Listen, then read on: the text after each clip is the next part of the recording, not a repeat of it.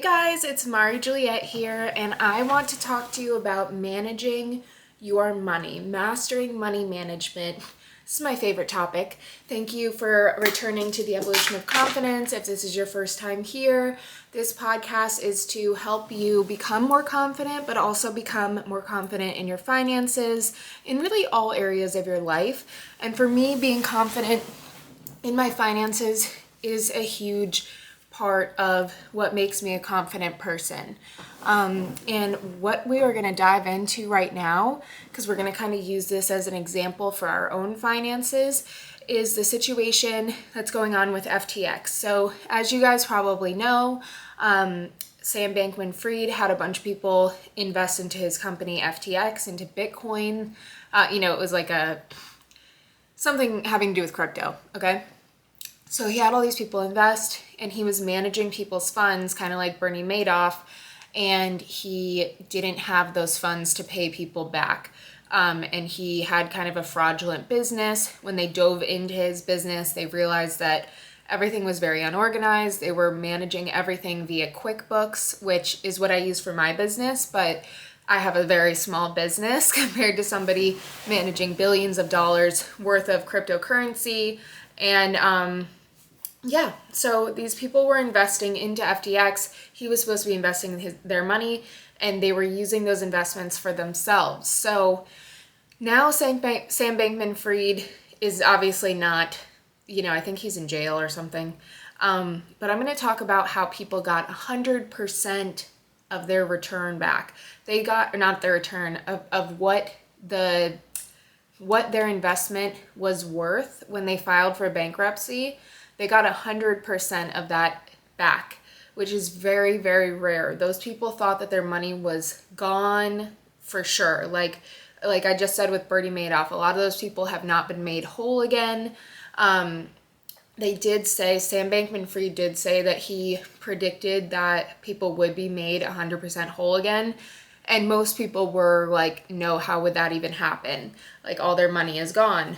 And the way that they were able to make people whole again was through various ways of finding money. So the first step is that they go to look for money that's owed to them. They weren't able to get anything from that. They also weren't able to resell the company because the value was down so much. So what they had to do is they had to go into, number one, the Bitcoin that the company actually invested in had risen in worth. So it went from, I believe, like 16,000 to 60,000, and that helped them repay some people. But this was billions of dollars that we're talking about. So they had to dip into other investments that the company FTX had made, which are real estate investments in the Bahamas. They bought 2 private jets that they ended up selling to repay people. So the real estate investing helped them in that regard. And then also an investment into an AI company. So they had a large share in this AI company that has taken off, and that helped them repay these people in full, which is just unbelievable. So we're going to kind of apply this to our own finances and how we can set ourselves up for security. So basically, even though FTX, that whole scandal was horrible to people, it put people in a really bad situation. They would have been better off had the company not gone bankrupt at all. But at least we can learn from this, and we can see how kind of setting ourselves up in our own finances can help us weather storms of financial dips and declines, or maybe when the money isn't flowing like it was every single month. Let's talk about how we can handle that without losing our shit. A lot about confidence is being calm and being okay with the fluctuations of things. Okay with the fluctuations in the market because you have done things ahead of time that would cause you to be confident in that, and confident in your ability to track your own spending, to have a good mindset around saving money, to have the awareness of the value of a dollar. Okay, a lot of us have worked in jobs where we've made $8, $10 an hour, and that taught us the value of money. But when you start making a lot of money at once, and a lot more than that, you can lose sight of the value of a dollar, of how much work goes into making $1. When I released this book, this has taught me a ton about the value of $1 because it's a $35 book. I'm used to selling, sometimes $3 million homes. So when you sell pennies, you make pennies. And this is an example of that.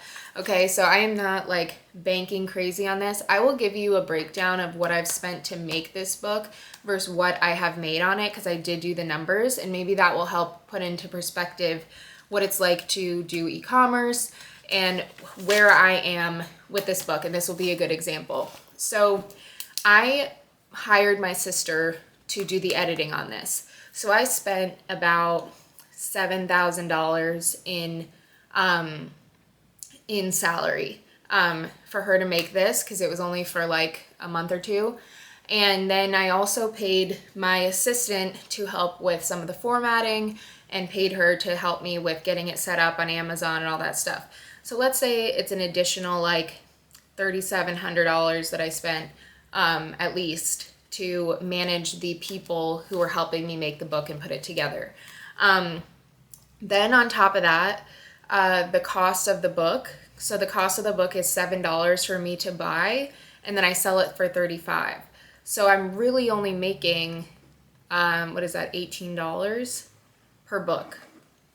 Okay, so it's $18 per book plus my time.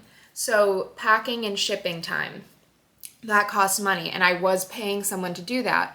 So that plus 5 months, that's a lot of money to be paying somebody to pack and ship a book. That's why when I look at the numbers of like Amazon KDP, which is Kindle Direct Publishing, that makes more sense to me right now because I don't have to physically go mail it out. I can just have Amazon do it. I make a smaller percentage, but to me, it's worth the time that I'm saving. I won't go into too much detail about this, but one thing I want to say is that I've been reached out to do ads for this book. Someone said that they were going to charge me $2,000 a month. To me, I can't afford that. I spent like $800 on the photo shoot. That was dumb. I shouldn't have done that. Okay. Like I did that to like launch it, and yes, it like made it more legit looking, but I do content like all the time, and I could have just done it myself for free. So that's something that I would go back and say, if I were to launch, like if I'm going to launch volume 2, I'm going to do my own photo shoot myself in the backyard and use AI to change the background and make it look more legit. Think about like editing apps, okay? That stuff makes your photos look really high end and high quality. And maybe people think it's like weird to use a photo editing app. I think it's a money hack, okay? So we're gonna do that next time. So this is an example, like I did this on an Excel sheet on my computer, but this is an example of keeping track of what makes sense for where your time is going. Does it make sense for me to take the time to ship these out? Yes, it's commendable, or I could like make content around me sending it out and people like to see that. But do I like to see my time going down the drain when I could be selling a house? No. Okay, so I have to figure out what works best for me, and a lot of that takes writing it down. But within this book, I wanted to show you the budgeting guide so then you can use this in other areas. So here's an example: social media marketing, quality photography, videography, print marketing, clothes and gifts, others. This is how you should be organizing your expenses. You can do it in your notes app. I do it usually in my notes app. For real estate, I do it here because if I write it down, it's like set in stone. But for my business, I'm in my notes app all the time. Okay, what can I take away expense-wise that would make this business make more sense? It's all about making it make sense and making the numbers add up in your favor, okay? It's not boring, it's not annoying, it's not the opposite of YOLO, okay? It's just being a business person. This is point blank what you have to do. Is run numbers. This is what Sam Bankman-Fried didn't do, okay? He didn't have like very organized financials. He didn't have like a drive where you could go in and check everything. Someone had to audit his business, and it was like the most unorganized business that they've ever seen. So don't be that person. Same thing with your home investments. All of that stuff needs to be written down.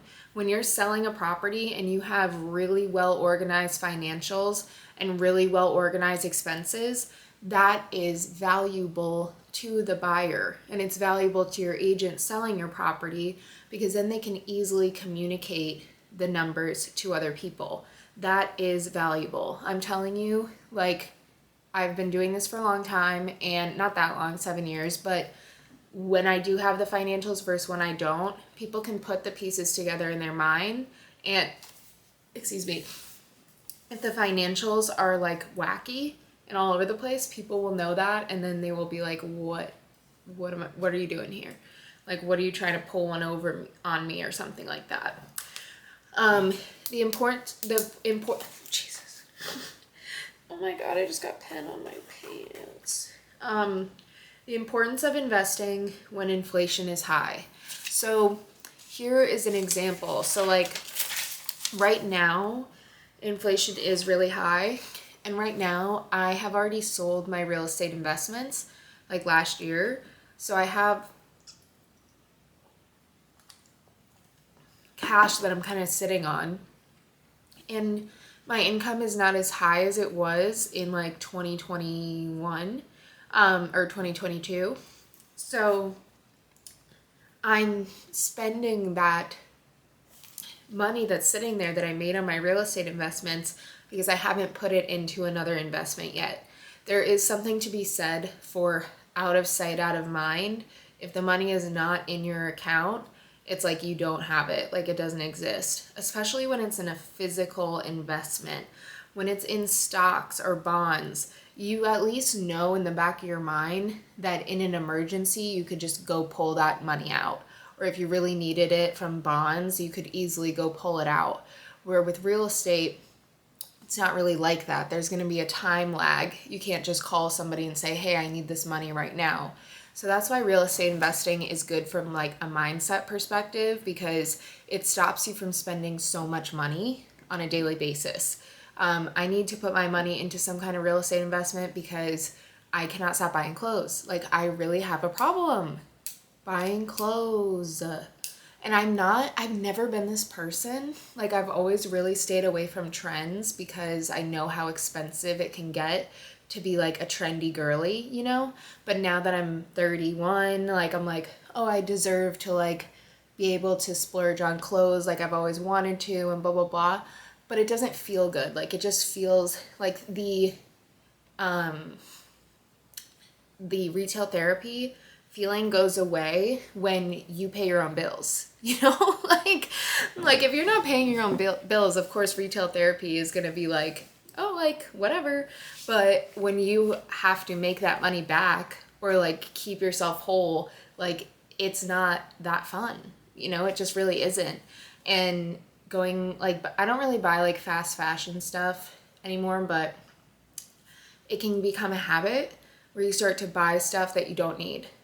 You know, like I don't even know where this hat is from. I just found it in my closet and I love it. Like, I just need to put my clothes away so I know that I have clothes.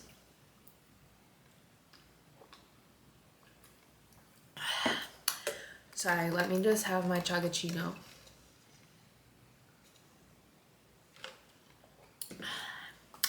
Okay, so you know, you need to invest either in stocks, in real estate, in bonds. The thing about bonds is that they're easier to take out. So like if you're putting your money into like ETFs and typical stocks or like index funds, those are typically meant to stay there for like several years to compound and to get that compound interest. And you can still do bonds at like, I think it's like a 5 or 6% return, which is really good. But you are easily able to take those out. Excuse me. And I'm not a financial advisor, so don't quote me on this stuff, but this is just what I know off the top of my head. Of course, I keep burping. How to track your spending. Okay, so I love to talk about this. Early on in my real estate career, when I really had to focus on saving, like really had to focus on that, I was using a daily budget daily budget app. But let me show you how you can do it on paper. So let's say you have a little notebook like this, okay? And I am coming out with a composition book, so if you want to grab that and use that for this, you can. I didn't put a budget planner in there, but there's a lot of pages. So maybe I should add a budget planner. Okay, anyway. So let's start with okay, I'll do my day, okay? I took my daughter to this playground. It was only $16, which was amazing. But then I saw these shorts that I really wanted for her, even though she has jean shorts. Let's add $25 onto that, okay? Then we went to eat. And of course, instead of just getting a coffee, I got a coffee, a juice. I got us 2 empanadas and a croissant, okay? A lot of stuff. And a Pellegrino. That ended up being $55. So let's add up what we spent. Now this is like a low day for me lately. Like sometimes I'll like go shopping and I'm like, who do I think I am? I've said it before, like who do I think I am? Bill Gates? I'm not. Okay? So, see, now you guys are gonna make me add. Thank God I have a calculator because I am not good at math like this. 16 plus 25 plus 55. $96 I spent. Okay? And that's a slight day. That's like a light day. Lately. Which is embarrassing. That's not a flex, that's like you need to chill. Because let's see.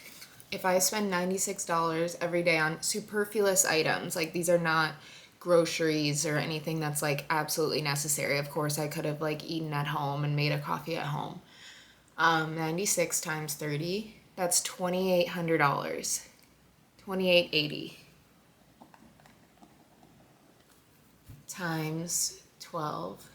So that's $34,000 a year on, I mean, I wouldn't call taking my daughter to the playground like a superfluous item, but that could have been a $16 day and it became a $96 day. It could have been, let's say 16 times 30 times 12. It could have been a $5,760 a year like thing to do, or a $34,000 thing to do, because it was all in the same couple hours. Okay? Do I have regrets?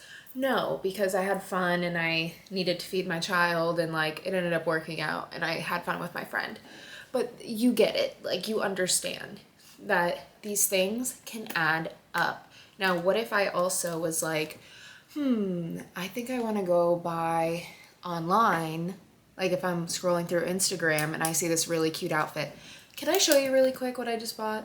Let me show you, because I need this on camera so that I never do this again.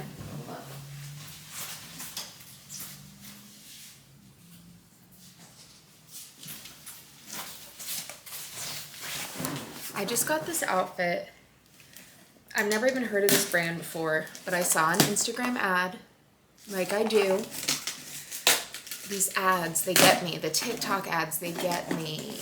Okay, this is like where I buy everything. I used to not even online shop because I didn't like to return things.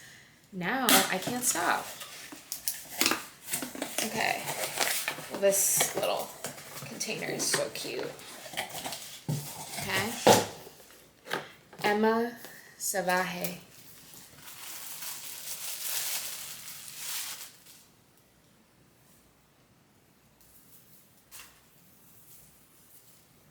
Oh, it's see-through. Good. Great. It's see-through. Okay, the skirt goes up to the tippy top of my leg, like this. So, like, number one, where am I wearing this? I wanted to wear this to work yesterday. I couldn't, obviously. It's see-through. I mean, I think maybe when I put it on, it won't be as see-through, but still. It's very thin. the shirt. Like, where am I wearing this? Where am I wearing this?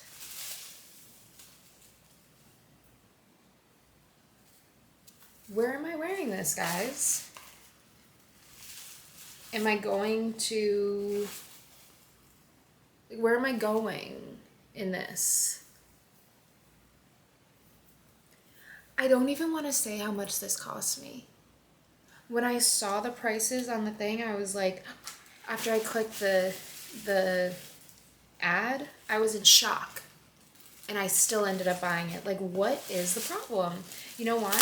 I know what the problem is. I don't have enough investments right now. And I need to bulk up on my investments so I stop spending money on Halloween costumes. If I don't get invited to some kind of gala to wear this, like, I'm gonna start crying. I need an excuse now of where to wear this, because this is insane. And no, it won't be on Halloween, because I will not do that to myself. But, like, what am I thinking? It makes me want to cry. I won't cry, but I'm just being dramatic. But seriously, it just makes me feel stupid, you know? Like, why have I become this person who thinks it's acceptable to spend like $400 on an outfit? And the whole like retail therapy thing, like, no thank you. So okay, so our mindset around money needs to be so... See, now I don't even know how this goes in. Our mindset needs to be that we're excited about the funds accumulating in our account instead of deteriorating, okay? And deteriorating based on superfluous items that we don't need. Because you know that the grocery store is gonna be $200, $300 for 4 people. Yeah, that's how much it is. So those are expenses that are like, you have to spend every month. So we don't know what's going on with the economy. I don't like to ever be like, excuse me, oh my God, these burps. I don't like to ever be doomsday, but the power of positive thinking is not going to put money in your account. I'm sorry. It's just not. The odds that something like this Sam Bankman-Fried situation where you think your money's gone and then it just comes back into your account, the odds of that happening are slim to none. That's why you have to be really educated and smart about your investments, because that's even worse. Like, you think you're being smart with your money because somebody told you that that's how you should be, but you didn't take time to like look at the financials yourself, see if it's a reputable business, anything like that, and then you lose money because of that. Yeah, who are you gonna say is at fault? You're gonna say that person's at fault, but it's really you, because it's your responsibility to keep track of your own money. No one's gonna come save you in that scenario. Whew. Okay. So we talked about mindset. How to stop spending so much. With that budget planner, that's going to help you, like tracking your spending. And also remembering that like the trends and all that stuff. I think it's cooler to wear things that are out of trend. Like, I do think that. I don't think being like first to wear the cool new trend is a flex. I think that's like, you're chasing the Joneses. Like, you're trying to keep up with the Joneses vibes. Like, I just bought this butter yellow dress because I'm like, oh, like that color is in style. I have other yellow dresses. Like, I could have just worn ones that I have to be in style. And like, what is it for? To take an Instagram picture? Like, going to FTX, I was like, I am here to take an Instagram picture. Like, what do I care about cars driving around in a circle? Throw that ass in a circle. Throw that ass in a circle. Creating a nest egg and valuing it. Okay, so this is going to be our conclusion. creating your nest egg and valuing it. So think about the hard work that you put in. Think about the value of those dollars that you've have now accumulated. Identify an amount that you can see in your account where you're like, this would make me feel at least that I can breathe as far as my finances are concerned and feel very secure and confident in my finances. What is that number? For me, it was 50,000.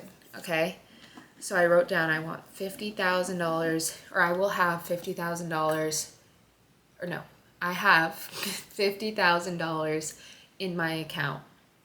To me, that was like calmness, chill, I can breathe. Does it mean that my life is not stressful anymore? No, not at all. Okay, but it means that you don't have to be like hyperventilating about your credit card bill, okay? So valuing it is a whole nother ball game. Saving is just as difficult as making sometimes. We are all good at spending money. That is not a skill that we need to hone in on, most of us. We need to hone in on saving. So, and stop lying to yourself.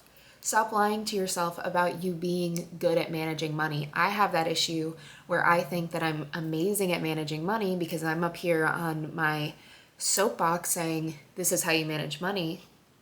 But I can be hypocritical and I can spend money that I shouldn't be spending, and I can overspend on things that I shouldn't overspend on that I know are not worth that much to me, but I spend it anyway. So yeah, value that nest egg that you've created for yourself because you are the only person who's going to be able to do that. There's so many outside forces like ads, marketing, your friends, like all of these things that are going to make you spend money. But at the end of the day, it's your account. Your name is on the account. So you have the control over what comes in and out of it. Have a great day. Thank you for watching The Evolution of Confidence. I appreciate you. See you soon. Bye.